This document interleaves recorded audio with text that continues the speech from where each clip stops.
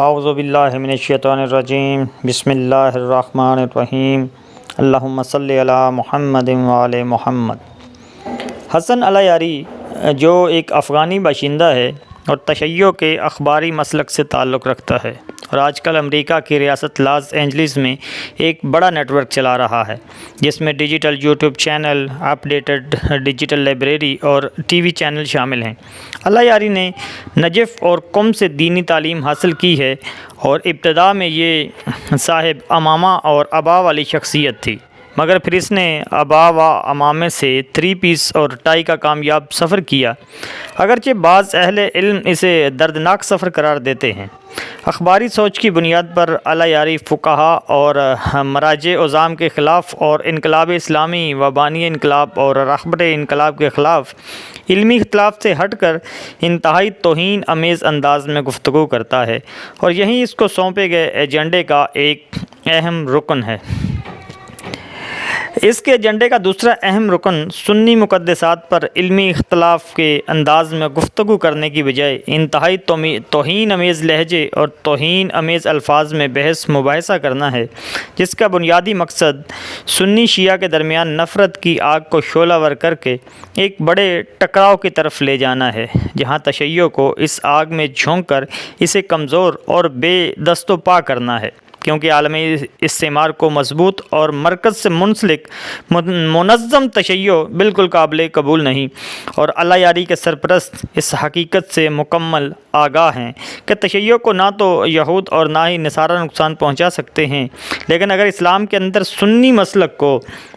تشیع کے خلاف شعلہ ور کر دیا جائے تو تشیع کی قوت کو ناقابل تلافی نقصان پہنچایا جا سکتا ہے، اور ساتھ ساتھ عالم اسلام کو مجموعی طور پر کمزور اور بے دست و پا بھی کیا جا سکتا ہے، جو ہر لحاظ سے استعماری قوتوں خاص کر اسرائیل کی بقا اور گریٹر اسرائیل کے لیے مفید اور اہم ہے۔ اس لیے الیاری کے امریکہ میں ساری ضروریات احسن طریقے سے پوری کی جا رہی ہیں۔ تشیع کی بدقسمتی یہ ہے کہ دور ائمہ علیہم السلام سے آج تک تشیع میں ایک بڑی اکثریت غیر تربیت یافتہ،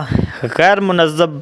مرکزیت کی دشمن اور پیشہ ور اور مفاد پرست خطباء، ذاکرین، نوحہ اور روزہ خوان اور باووں کا شکار رہی ہے۔ یہ شیعت ان باووں کی ہر بات دین کا جز سمجھتی ہے، جو باب طہارت کے بنیادی اصول بھی نہیں جانتے، جبکہ باب مدینۃ العلم کے علمی پروان چڑھے علماء اکرام کو بے دین اور مقصر کہتی ہے، اور خود عامہ ہدیٰ اپنے زمانے میں اس تشیع سے انتہائی نالاں اور دل برداشتہ رہے ہیں، اور بعض مواقع پر تو عامہ ہدیٰ نے ایسے لوگوں سے برات تک کی ہے۔ یہ نام نہاد خود ساختہ عقیدت کے پجاری تشیع ہمیشہ نظریاتی اور علمی تشیع سے برسرے پیکار رہی ہے اور ائمہ ہدیٰ کے لیے بھی موجب اذیت رہی ہے، اور اس تشیع سے ہر دور میں دشمن نے مفاد حاصل کیا ہے۔ آج یہی تشیع الیاری کے فتنے کو سمجھنے سے مکمل قاصر ہے اور الیاری کو علوم اہل بیت کا زندہ معجزہ قرار دے رہی ہے۔ میں بھی الیاری صاحب کو گاہے بگاہے سنتا ہوں اور کمنٹس بھی پڑھتا ہوں۔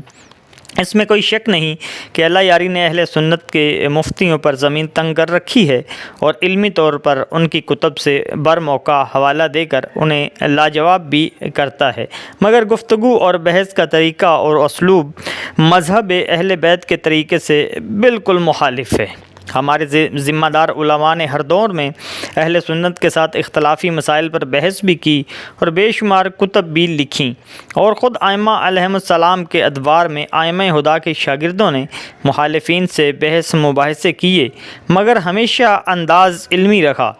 توہین امیز انداز نہیں اپنایا گیا۔ اگرچہ اہل سنت کے بعض سرکردہ شخصیات نے تشیع کے خلاف بدزبانی بھی کی اور کفر کے فتوے بھی دیے، اور یہ روش اب تک جاری ہے، مگر ذمہ دار تشیع نے ہمیشہ مولا علی اور ائمہ ہدیٰ کے طریقے پر عمل کیا، جو اپنے مخالف کو شکست دینے کے بعد بھی جذبات سے کام نہیں لیتا اور عزت و احترام سے مدینہ پہنچاتا ہے۔ جو اپنے قاتل کو بھی پیاسا نہیں دیکھ سکتا اور اپنے حصے کا دودھ یا شربت پلا دیتا ہے۔ جو مخالفین اگر مشورہ مانگنے آئیں تو صاحب مشورہ دیتا ہے، جب دشمن تلوار کی زد میں ہو اور وہ بے شرمی اور بے حیائی کا مظاہرہ کرے تو وہ اس سے منہ پھیر لیتا ہے۔ وہ ہستی کیسے کسی کے ساتھ بد زبانی اور بد تہذیبی سے گفتگو کر سکتی ہیں؟ مولا علی نے ہر موقع پر اپنے حق کے لیے احتجاج بھی کیا، مگر زبان صدق اور اعلیٰ تہذیبی قدروں کے ساتھ۔ مگر اللہ یاری مولا علی کے طریقے پر مباحثہ نہیں کرتا، بلکہ اپنے آقاؤں کے دیے گئے ایجنڈے کو عملی جامہ پہناتا ہے۔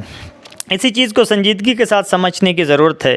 اللہ یاری کا واسطہ اہل سنت مفتی حضرات سے پڑا ہے، جن کی علمی حقیقت خود ان کے مسلک کے مفتی ہمدرد صاحب نے علامہ شیخ انور علی صاحب سے علمی گفتگو میں واضح فرمائی کہ ہمارے مفتی صاحبان جو ہر گلی کوچے میں پائے جاتے ہیں، بنیادی دینی تعلیم کے بعد 2-3 سال کی مزید تعلیم سے مفتی یعنی صاحب فتویٰ بن جاتے ہیں، جبکہ جیسے علامہ انور علی صاحب نے بھی اشارہ فرمایا اور اہل خبر جانتے ہیں کہ ایک شیعہ صاحب فتویٰ کو اس مقام تک پہنچنے کے لیے 40 سال لگ جاتے ہیں اور مقام مرجعیت تک پہنچنے میں